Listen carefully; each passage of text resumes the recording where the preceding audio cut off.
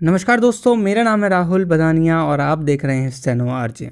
Steno वाले सवालों के इस दूसरे एपिसोड में आज हम बात करेंगे कि कितनी डिक्टेशन हमें पर डे कम से कम लिखनी चाहिए ताकि हमारा सिलेक्शन हो सके। इस सवाल पर पहुंचने से पहले एक बार बता दूं कि ऐसा ही एक वीडियो दूसरा हमारे पहले एपिसोड में आ चुका है, जिसका लिंक ऊपर आई बटन पर दिया हुआ है, जहां हमने बताया है कि कैसी और कहां से डिक्टेशन लेनी चाहिए। नहीं देखा है तो उस पर जाकर क्लिक कीजिए।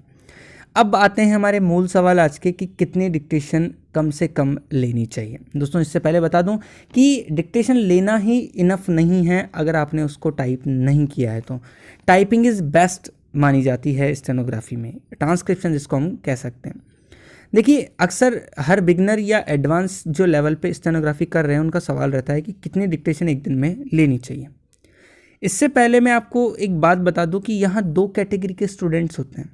एक, जिनकी स्पीड उतनी है ही नहीं जितनी एग्ज़ाम में मांगी है, या जैसे हम RSMSB का एग्जाम्पल ले लें तो 100 की स्पीड उनकी है ही नहीं। दूसरे स्टूडेंट हैं जिनकी 100 की स्पीड है। तो पहले बात करते हैं जिनकी स्पीड है ही नहीं। जिन स्टूडेंट्स की स्पीड 100 की नहीं है उनको कम से कम कितनी डिक्टेशन लेनी है। देखिए, जिनको स्पीड बनानी है और साथ में एक्यूरेसी भी बनानी है तो पहले वो 80, 90, 100 पे लेंगे, तो एक ही डिक्टेशन 3 बार हो गई। उसके बाद एक नया मैटर और लेंगे, उसको भी टाइप करेंगे। तो बेसिकली इनको कम से कम 2 से 3 डिक्टेशन पर डे करनी ही पड़ेगी अगर स्पीड और एक्यूरेसी दोनों चाहिए। तो कम समय में, समय अगर आपके पास बहुत सारा है तब आप अपनी मर्जी से कुछ भी कर सकते हैं।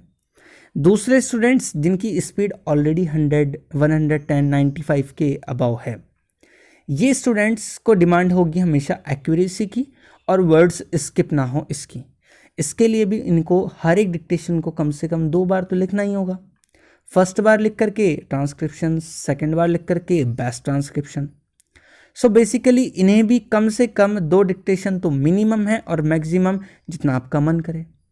बेसिकली इस सवाल का जवाब ऐसे भी दिया जा सकता है कि आप पे कोई लिमिट नहीं है कि आपको कितनी डिक्टेशन पर डे लिखनी है, क्योंकि ये डिपेंड करता है आपके स्टेनो के प्रति लगाव और इंटरेस्ट पर।